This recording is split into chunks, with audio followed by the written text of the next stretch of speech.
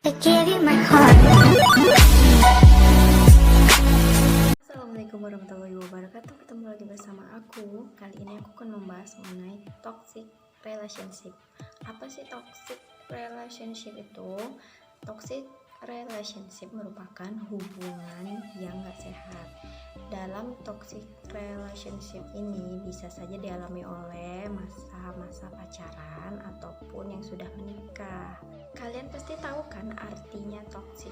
Toxic itu adalah racun, dan racun bisa membunuh kita secara perlahan maupun secara langsung. Jadi tergantung kita yang menjalaninya, kita yang merasakan mau tetap bertahan atau menyudahi. Ciri-ciri kamu berada dalam hubungan yang toksik, yaitu yang pertama, kalau berantem atau berdebat masalah kecil maupun besar itu kadang-kadang kata-kata dan tindakan itu kasar. Yang kedua, nggak saling mendukung dalam mencapai suatu rencana. Misalkan nih, aku mau jualan online. Nah, tapi pacarku bukan nggak ngebolehin ya sebenarnya.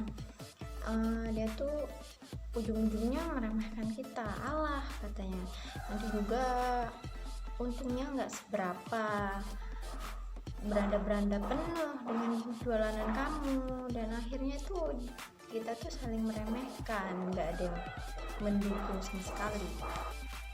Yang ketiga, cemburu yang berlebihan. Misalnya nih, kamu punya temen, cuman temen sebatas ketemu, yuk makan siang. Nah, dan pacarmu nih tahu, pasanganmu tahu kamu lagi makan dengan si Anu, dia langsung marah-marah, bahkan bisa menyakiti kamu dan orang tersebut. Yang keempat, terlalu mengontrol perilaku. Kamu nih punya pacar, terlalu mengontrol, terlalu ngekang gitu ya. Kamu nggak boleh pakai baju seperti ini, kamu kalau duduk harus begini, makan harus begitu, kamu kalau di sampingku harus begini, kalau jauhan sama aku harus begitu. Itu kan kalau terus-terusan dijalani, kalau terus-terusan kita merasa, ya kan nggak enak juga. Jangankan kita yang merasakan dan menjalani, orang lain pun yang melihat, yang menyimak, ya tentu aja merasa nggak enak, nggak nyaman kan. Apalagi kita yang mau terus-terusan setahun, 2 tahun, bahkan seumur hidup, yang ada malah tertekan, ujung-ujungnya gila. Yang kelima adalah tidak jujur atau tertutup, bohong. Nah, itu dia ciri-cirinya juga. Tentang kegiatan sehari-hari aja ya, dia bohong. Hari ini aku habis main futsal misalkan, padahal sama cewek lain.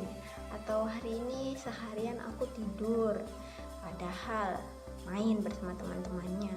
Ya walaupun itu gak mengganggu perasaan kita, dia main bersama teman-temannya, tapi kan dia udah gak terbuka dengan kita, udah bohong, sudah membohongi kita. Ingat, sekali, 2 kali bohong masih bisa dimaafkan, tapi kalau terus-terusan siapa juga yang mau kan. Yang keenam, gak pernah menghargai, baik itu barang yang kita kasih atau tanggal jadian dan tanggal ulang tahun kita pun dia gak ingat. Itu termasuk loh dalam suatu hubungan yang toksik.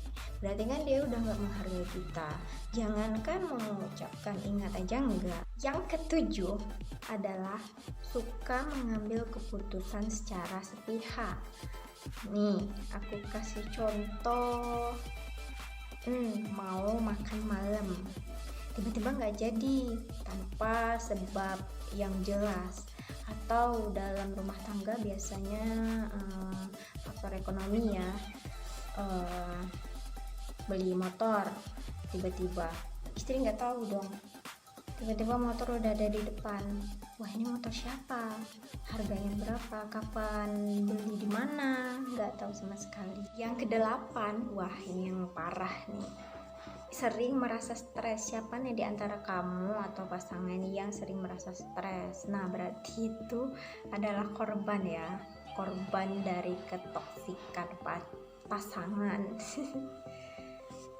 Ingat loh, stres itu adalah salah satu pemicu gangguan pada kesehatan baik mental maupun fisik. Yang kesembilan, kita jadi tidak menyayangi diri kita sendiri.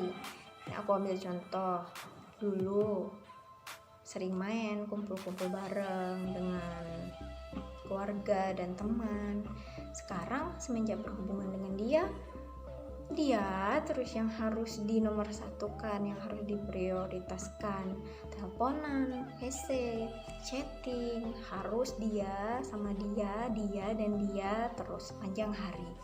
Pasti sungguh hal yang membosankan, dan sampai-sampai kita tuh lupa dan gak pernah lagi melakukan hal-hal yang bisa membuat diri kita sendiri menjadi senang. Yang ke-10, sering membiarkan masalah hilang dengan sendirinya.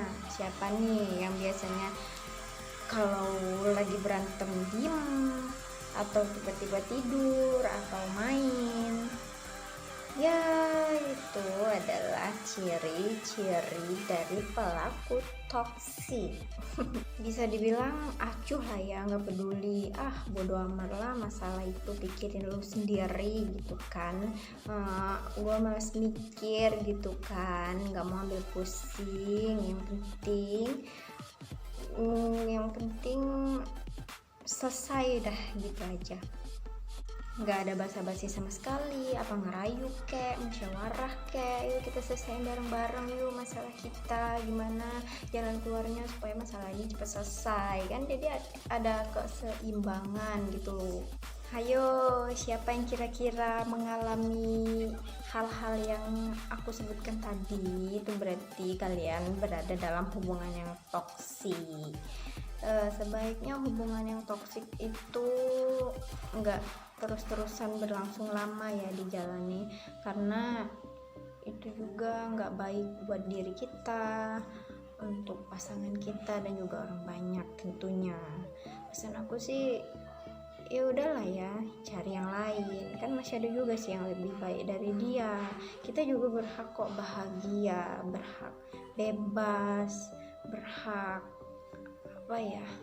berhak seneng lah gitu, berhak menikmati hidup bersama orang yang mencintai dan kita cintai.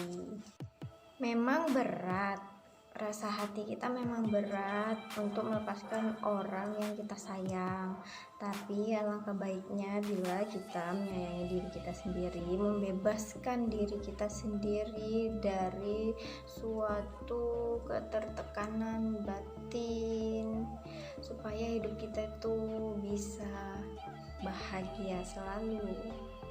Masalah sakit hati itu udah pasti nangis, apalagi, tapi nggak akan lama, yakin deh, aku juga pernah ada di posisi itu. Nangis itu paling cuma sebentar, paling lama itu ya sebulan. Masih ingat-ingat tentang dia, itu hal wajar, tapi ya balik lagi tuh, kita harus membebaskan diri kita, gak boleh terlalu lama berlarut-larut, apalagi kalau sudah ada pengganti. Cepet banget move on. Yang terpenting, pastikan dulu si pengganti dia ini tadi itu sudah lebih baik dari dia. Jangan sampai kita mengulang dan masuk ke lubang yang sama, masuk dalam ketertekanan lagi, akhirnya stres lagi. Pastikan dulu kita mengenal dia. PDKT itu gak apa-apa lama-lama, asal orang yang mendekati kita atau yang sedang kita dekati itu adalah yang terbaik dari yang sudah-sudah. Oke teman-teman, segitu aja yang aku bahas kali ini. Nanti jangan lupa ada part kedua tentang toksiknya ini. Nanti di situ aku akan bercerita mengenai pengalaman aku yang berada dalam hubungan toksik. Oke, sekian dulu videonya. Wassalamualaikum warahmatullahi wabarakatuh.